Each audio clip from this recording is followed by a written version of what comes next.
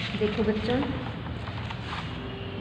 Next जो question है इस पार्ट के अंदर आपका ये क्वेश्चन है। यहाँ तक हमारे हो गए थे 35 क्वेश्चन तक। अब बारी आती है 36 क्वेश्चन की। तो 36 जो क्वेश्चन है वो इस टाइप का है। ट्रायंगल ABC की भुजाएं BC, CA और AB के मध्य बिंदु क्रमशः D, E और F हैं, तब ट्रायंगल DEF त्रिभुज किसके सर्वांगसम है। तो जब मैं ये ट्रायंगल लेती हूँ और ट्रायंगल के इनके मिड पॉइंट्स लेती हूँ, इसका मिड पॉइंट D है, इसका मिड पॉइंट E है, इसका मिड पॉइंट F है, सबको ज्वाइन करवाती हूँ, तो ये जो ट्रायंगल बनती है ये बताना है कि किस ट्रायंगल के सर्वांगसम है। तो ये जो बची हुई तीनों ट्रायंगल्स है ना, ये इन तीनों के सर्वांगसम होती है। नेक्स्ट क्वेश्चन नंबर 37, एक समबाहु त्रिभुज का परिमाप 60 मीटर है तो त्रिभुज का क्षेत्रफल क्या होगा। x x x। यहाँ पर मैंने बोला कि भाई एक समबाहु त्रिभुज है तो इसका क्षेत्रफल क्या होगा। समबाहु त्रिभुज में तीनों साइड्स बराबर होती हैं x x x। तो मैंने मान लिया कि भाई 3x बराबर 60 मीटर है, परिमाप दे रखा है, तो x आ गया इसमें 20। तो a भी 20, b भी 20, c भी 20। तो s निकाला मैंने a plus B plus C divide by 2 से, तो 20 प्लस 20 प्लस 20 डिवाइड बाई 2, तो 60 डिवाइड बाई 2 30। तो s into S minus A, S minus B, S minus C वाला फॉर्मूला लिया, और s माइनस s क्या है 30, s माइनस ए 30 माइनस 20 10, 30 माइनस 20 10, 30 माइनस 20 10। तो जब मैं इसको सोल्व करूँगी तो 100√3 आएगा। नेक्स्ट क्वेश्चन नंबर 38 है, एक समद्विबाहु त्रिभुज जिसका क्षेत्रफल 12 सेंटीमीटर स्क्वायर है, उसकी बराबर भुजाओं में से एक 5 सेंटीमीटर है। ये है एक 5 सेंटीमीटर, ये है 5 सेंटीमीटर है, तीसरी को माना मैंने x। तो मैंने पुट कर दिया इन वैल्यूज़ के अंदर। मान लो मैं इसमें क्वेश्चन के इसके हिसाब से चलती हूँ, आंसर के हिसाब से चलती हूँ। पहला लेती हूँ 6 ले लिया मैंने, तीसरा 6, तो s लिया मैंने 8, और s into S minus A, S minus B, S minus C वाले फॉर्मूले से इसका एरिया निकाला तो 12 आ गया। 12 ही इसका एरिया है, तो मैं कौन सी वैल्यू पुट करूँगी 6। क्वेश्चन नंबर 39 है, y इज इक्वल टू 7। ये है x एक्सिस, ये है y एक्सिस, ये x ये y, और y के ऊपर 7 लेना है पॉजिटिव टर्म, मतलब ऊपर वाले।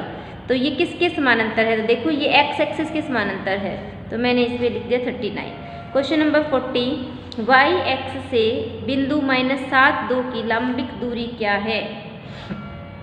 परपेंडिकुलर डिस्टेंस देखो ये है, ये y एक्सिस है, और यहाँ x की वैल्यू -7, तो मान लिया मैंने यहाँ है -7, और y की वैल्यू 2, तो ये मान लिया मैंने 2, तो यहाँ आएगा -7 और 2। अब इसकी परपेंडिकुलर डिस्टेंस कितनी है। तो परपेंडिकुलर डिस्टेंस तो यही होती है ना, तो परपेंडिकुलर डिस्टेंस कितनी है,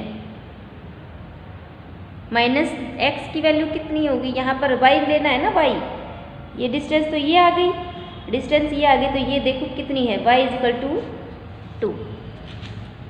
ये यहाँ 40 क्वेश्चंस हो गए हैं, बाकी केस स्टडीज़ के ऊपर बेस्ड हैं। और केस स्टडीज़ में क्या कहता है कि कक्षा 9th की एक कक्षा में एक वास्तविक संख्याओं पर आधारित एक गतिविधि करवाई जाती है। इस गतिविधि के अंतर्गत प्रत्येक विद्यार्थी को एक कार्ड उठाना है। प्रत्येक कार्ड पर एक प्रश्न लिखा हुआ है। पहले 5 विद्यार्थियों द्वारा उठाए गए कार्डों पर लिखे हुए प्रश्नों को नीचे दिया गया है। आप उन प्रश्नों के लिए सही विकल्प का चयन कीजिए। तो यहाँ पर √10 है, इसके विषय में कौन सा कथन सत्य है। यह एक प्राकृतिक संख्या है, नहीं है। यह एक अप्रिमेय संख्या है, यह एक प्रिमेय संख्या भी नहीं है, तो यह एक अप्रिमेय संख्या है। निम्न में से कौन सी संख्या एक अप्रिमेय नहीं है। तो यहाँ देखो ये इसका भी हम रूट नहीं निकाल सकते, ये भी अप्रिमेय है, इसका भी नहीं निकाल सकते, ये भी अप्रिमेय है। इसका निकाल सकते हैं क्योंकि ये प्रिमेय बन जाती है। 4 × 5 √36 होता है 6, तो 4 + 60 30 और 34 आंसर आ गया, तो ये आ गया। 1/√3 कैसी संख्या है। तो 1/√3 देखो, √3 से मल्टीप्लाई कर दिया, √3 से डिवाइड कर दिया, और √3 डिवाइड बाई 3 आ गया। √3 क्या है, एक अप्रिमेय संख्या है, तो ये है एक अप्रिमेय संख्या। क्वेश्चन नंबर 43 हो गया। क्वेश्चन नंबर 44 में आ गए हम। P के किस मान के लिए 251 डिवाइड बाई 2 की पावर 3 इंटू पी की पावर 2 एक अनवसानी आवर्ती नॉन टर्मिनेटिंग कब होता है? जब इसमें 2 और 5 की वैल्यूज़ के अलावा दूसरा कोई वैल्यू हो। तो यहाँ पर भी 5 आ गया, यहाँ पर भी 2 आ गया, यहाँ पर 2 और 5 दोनों आ गए, तो यहाँ पर बच गया 7। अब यहाँ पर क्या है 256 और इसकी पावर बेस सेम है, पावर ऐड हो जाएंगी तो 0.25 आ जाएगा। और ये क्वेश्चन मैंने पहले भी करवा दिया है, इसका आंसर आएगा 4। अब दिल्ली के स्वास्थ्य और परिवार कल्याण विभाग द्वारा एक विशेष आयु वर्ग में स्वस्थ लोगों की संख्या में एक स्वास्थ्य सर्वेक्षण कराया गया। एक विशेष क्षेत्र के लिए विभिन्न आयु समूह जैसे 10 से 20, 20 से 30, 30 से 40 और इसी तरह से एकत्रित किए गए डाटा को दंड आलेख के रूप में दिया गया है। आंकड़ों को ध्यानपूर्वक पढ़िए और निम्नलिखित प्रश्नों के उत्तर दीजिए। ये है आपका दंड आलेख। अब प्रश्न क्या है ये देख लेती हूँ।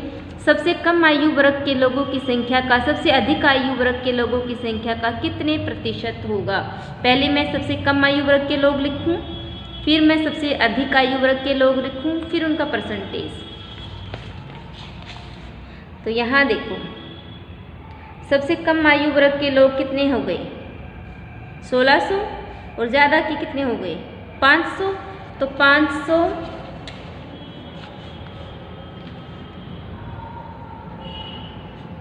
बटे में कितना करूं? कम आयु के लोगों की संख्या सबसे अधिक आयु वर्ग के लोगों की संख्या का कितने प्रतिशत होगा? ये 500 है अधिक वाला और ये कम वाला 1600 है। तो अब ये देखो कितना प्रतिशत होगा, तो ये लगभग कितना प्रतिशत होगा? ये 320% होगा। 0 से 70 वर्ष की आयु के कुल कितने स्वस्थ लोग हैं? कितने स्वस्थ लोग हैं भाई? ये 0 से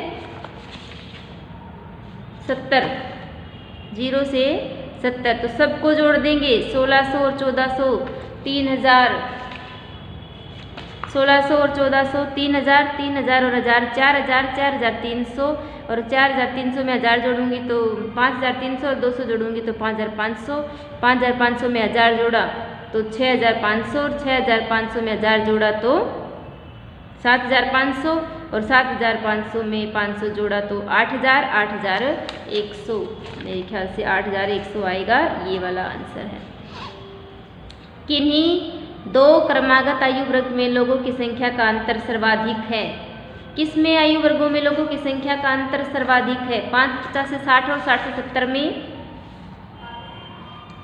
या फिर 0 से 10 और 60 से 70 में? इनमें सबसे ज़्यादा है भाई। देखो सबसे ज़्यादा डिफरेंस किस में है? इन दोनों में है, 1600 और 500 में। 0 से 10 और 60 से 70 वाले में। 10 से 20 और 50 से 60 के आयु वर्ग के लोगों की संख्या, 10 से 20 वाले कितने हैं? 1400 और 50 से 60 वाले कितने हैं? 1000। तो 1400 जमा में 1000 तो ये आया 2400। इसका आंसर ये है। कितने आयु समूह में 1100 से अधिक स्वस्थ लोग हैं? 1100 से अधिक देखो इसमें है, इसमें है, इसमें है, इसमें है। 1100 लगाना नहीं है, 1100 से अधिक है तो 4 में। ये आंसर आ गया 4। तो ये आपका प्रैक्टिस पेपर नंबर 2 है जो आज आपका क्लियर हो गया है। Thank you.